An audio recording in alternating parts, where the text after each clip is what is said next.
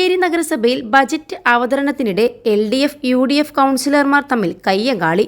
പ്രതിപക്ഷാംഗം baby Kumari, ഭരണകക്ഷി അംഗങ്ങളായ NMLC, Jaseena B Ali, T Sreeja എന്നിവർക്ക് പരിക്കേറ്റു.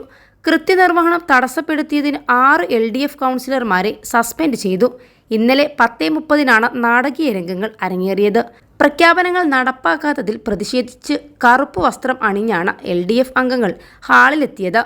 Vice chairman VP Firoz budget അവതരണം ആരംഭിച്ചപ്പോഴേക്കും CPM അംഗങ്ങൾ പ്ലക്കാർഡും ബാനറും ഉയർത്തി മുദ്രാവാക്യം വിളിച്ചു. പലതവണ ബജറ്റ് അവതരണം തടസ്സപ്പെട്ടു.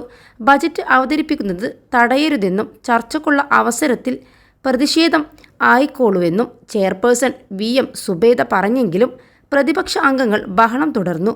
പിന്നീട് കൃത്യനിർവഹണം തടസ്സപ്പെടുത്തിയ കൗൺസിലർമാരെ സസ്പെൻഡ് ചെയ്തതായി VM സുബൈദ അറിയിച്ചു. ഇതോടെ LDF അംഗങ്ങൾക്ക് നേരെ ഗോബാക്ക് വിളികളുമായി UDF കൗൺസിലർമാർ രംഗത്തെത്തി.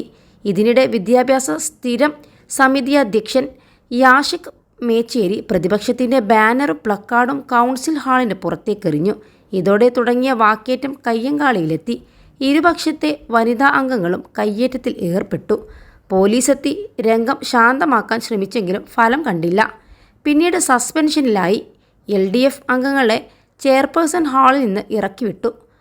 +2 ഡിഗ്രി കഴിഞ്ഞവർക്ക് വേൾഡ്സ് ഫസ്റ്റ് AR/VR ക്ലാസ് റൂമിലൂടെ സ്മാർട്ട് ഫോൺ എഞ്ചിനീയർ ആവാം. കൂടുതൽ അറിയാൻ വിളിക്കൂ ബ്രിഡ്കോ ആൻഡ് ബ്രിഡ്കോ.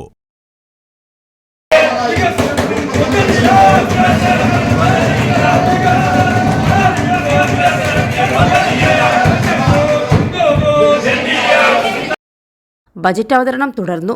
കൗൺസിൽ ഹാളിന് പുറത്ത് LDF പ്രതിഷേധവും നടന്നു. ഉച്ചയ്ക്ക് ശേഷം 3 മണിക്ക് നടന്ന ബജറ്റ് ചർച്ചയിൽ പ്രതിപക്ഷാംഗങ്ങൾ പങ്കെടുത്തില്ല. 21 ലക്ഷത്തോളം സന്തുഷ്ടരായ ഉപഭോക്താക്കളും 2 ലക്ഷത്തോളം തിമിര ശസ്ത്രക്രിയകളും പൂർത്തിയാക്കിയ മലബാറിലെ ഏക കണ്ണാശുപത്രി Al Salama high hospital, hospital road, Perinthalmanna.